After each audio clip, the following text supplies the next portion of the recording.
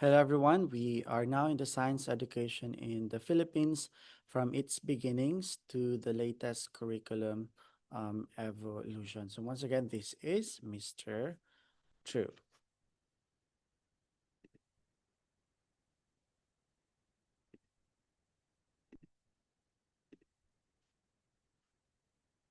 Okay, so go to the foundations of inquiry. Um, we are going to explore the development of science education in the Philippines from its earliest beginnings to the most recent curriculum reforms. This journey will help us understand why science is taught the way it is today and how it supports nation building and global competitiveness. So let's have the indigenous foundations. So before formal schooling, Filipinos already practice science in their daily lives.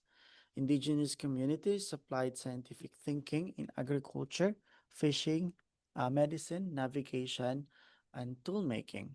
Although undocumented, this experimental knowledge formed the earliest foundation of science in the Philippines. So even before the colonizer, actually have our own kind or structure of education. And to be honest, colonizers actually saw us considered as savages or uncivilized. But that's how they see us. And to be honest, probably before we also see them as uncivilized because we have an totally opposite way of perspective. So that's actually a good question. Who is really civilized and who is uncivilized, and who decides who is civilized and not civilized? So in the colonial eras, of course, we have the Spaniards or the Spanish period from 1565 to 1898. So during the Spanish colonial period, which is like almost 3 centuries or 300 years, education was largely religious in nature. Science was not taught as a separate subject. However, basic ideas related to health, hygiene, and the natural environment were indirectly introduced, especially in missionary schools and hospitals. Then here comes the American period in 1898 to 1946. The American period marked the formal beginning of science education. A public school system was established, and English became the medium of instruction, and science mm, and science subjects were formally included in the curriculum, and then this period emphasized observation, experimentation, and also scientific thinking.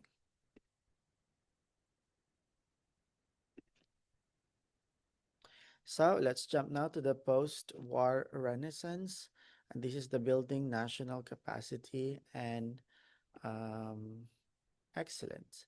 So this is around 1950s to 1960s, after the World War II. Science became compulsory in elementary and secondary schools. Institutions such as the Science Teaching Center, now known as the NISMED or NESMED, were created to improve science instruction. So the establishment of the Philippine Science High School system helped nurture future Filipino scientists. And during the reform and innovations, 1970s to 1990s, during this period, the focus shifted to improving teacher quality and contextualizing science learning.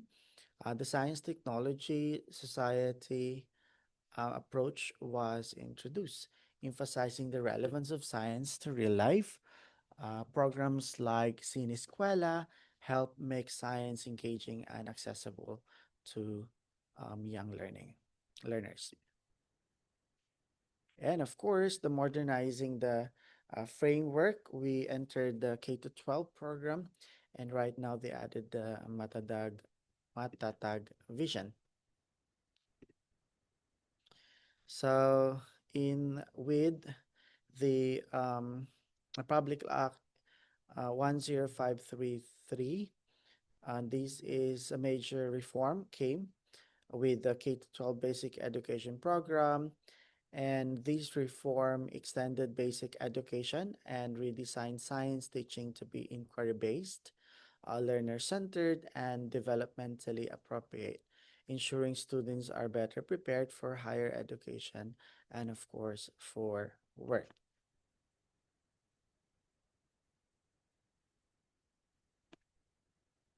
Mhm. For the key features of K to 12 science, one important feature of it is the spiral progression.